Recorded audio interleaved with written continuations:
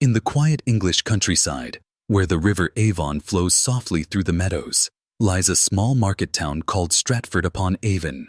It was here, in April 1564, that a child was born who would one day change the soul of language itself. His name was William Shakespeare.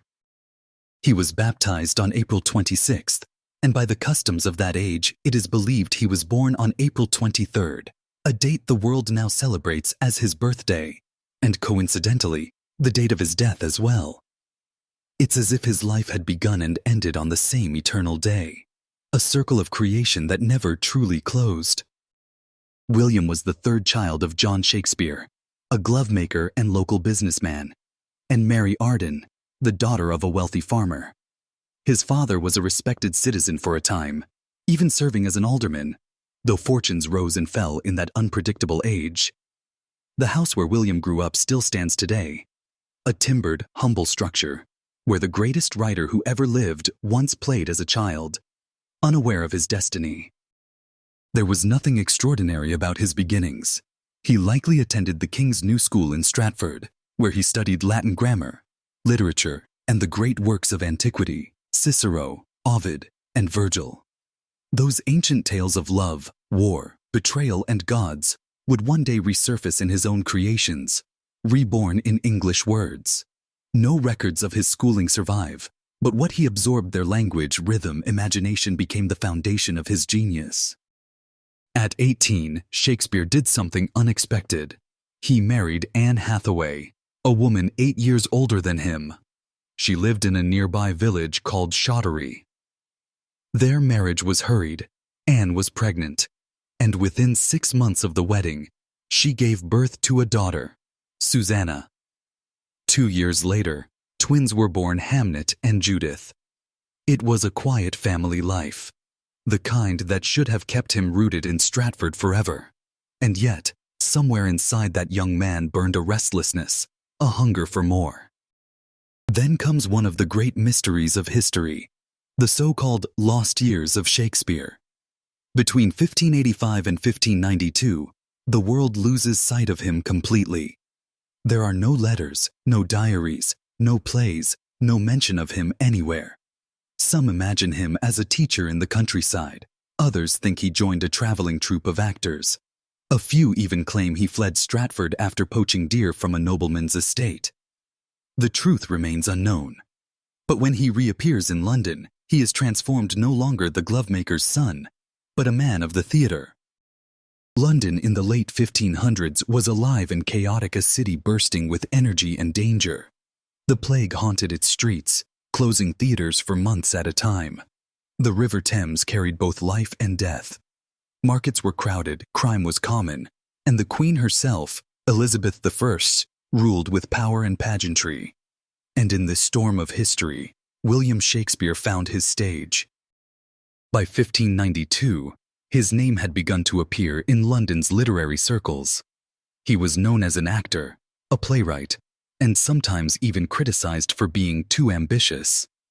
A jealous rival once mocked him as an upstart crow beautified with our feathers, but that crow would soon soar higher than any bird in English letters. He began to write with extraordinary force. His early plays, Henry VI, Richard III, The Comedy of Errors, were filled with rhythm, action, and a sense of power. But with each passing year, his work grew deeper. He wrote of kings and fools, of lovers and traitors, of the madness of power and the fragility of dreams. In Romeo and Juliet, he gave the world its most famous love story, a tragedy born not from hate, but from misunderstanding and youth. In Hamlet, he created a prince torn between action and thought, a mirror for every human who has ever hesitated between duty and doubt. In Macbeth, he showed how ambition can rot the soul. In Othello, he revealed jealousy as a poison more fatal than any dagger. And in King Lear, he explored the depths of human suffering, how power, pride, and blindness can destroy everything a man loves. He was not just a writer, he was a psychologist before psychology existed, a philosopher before philosophy had words for emotion. His characters breathe like us, think like us, break like us. He turned human life into poetry. The world he lived in was not always kind.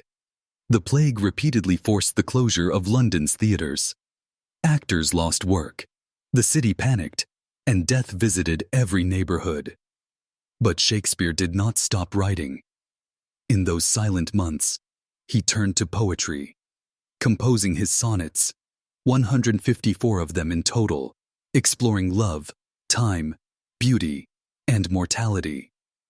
They are perhaps the most intimate words he ever wrote, not for the stage but for the heart.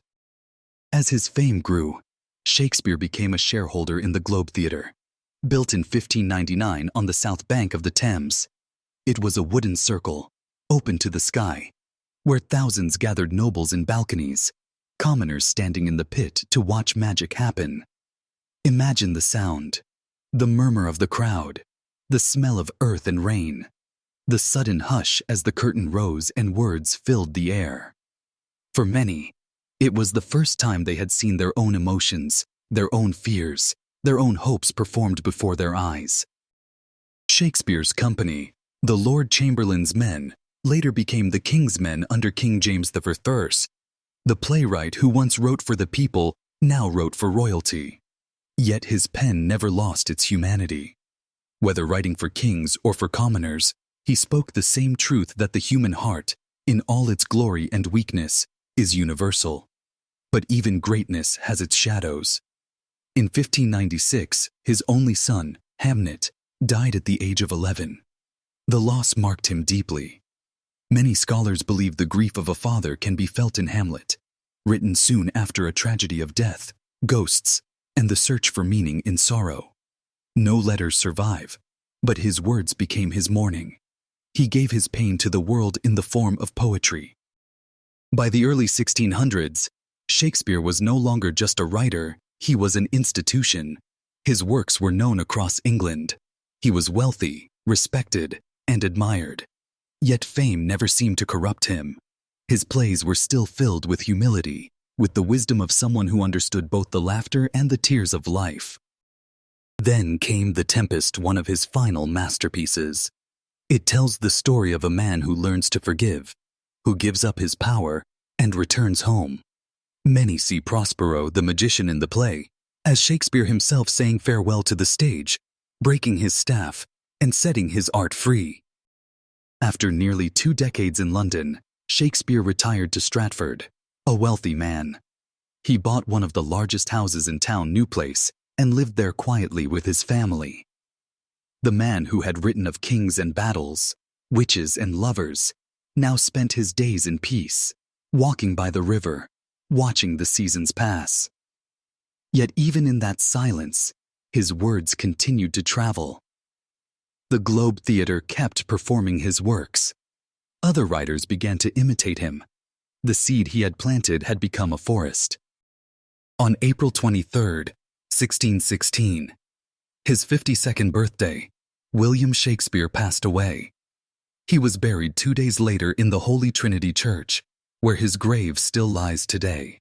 The stone above it carries his own words. "Good friend, for Jesus' sake forbear to dig the dust enclosed here. Blessed be the man that spares these stones, and cursed be he that moves my bones." A simple warning and perhaps a quiet smile from beyond time. He left behind 39 plays, 154 sonnets, and 2 long narrative poems. But numbers cannot measure his legacy. His real gift was immortality, not for himself, but for language. He changed the English tongue forever. He gave it new words, new rhythms, and new emotions. Common speech became poetry, and poetry became human. 4 centuries later, his influence still shapes the world. We quote him without knowing it. Break the ice, heart of gold, wild goose chase. All that glitters is not gold. He gave English its imagination. Every time we speak of love, jealousy, ambition, betrayal, or forgiveness, we walk in the world he built. His plays have been translated into every major language, performed on every continent, adapted into every art form: theater, film, music, even animation. No other writer has spoken so deeply to so many for so long. But perhaps what makes Shakespeare eternal is not his fame, it's his understanding. He saw the world as it truly is, beautiful and broken, cruel and kind, tragic and comic all at once. He knew that life is theater, and every human being, knowingly or not, is an actor playing a role. In his words, kings and beggars, lovers and fools, all stand equal, all bound by the same fragile thread of existence. Today, visitors still walk through the quiet lanes of Stratford, through the same wooden home where he was born. They stand at his grave in the old church by the Avon. They read his sonnets by candlelight. And somewhere, across oceans and centuries, his voice still whispers through the lines. We are such stuff as dreams are made on, and our little life is rounded with a sleep. The child of a glove maker became the voice of humanity. The man who never attended university taught the world to think and feel. And though his body returned to dust, his words have become the air we breathe. William Shakespeare did not just live, he became immortal through ink.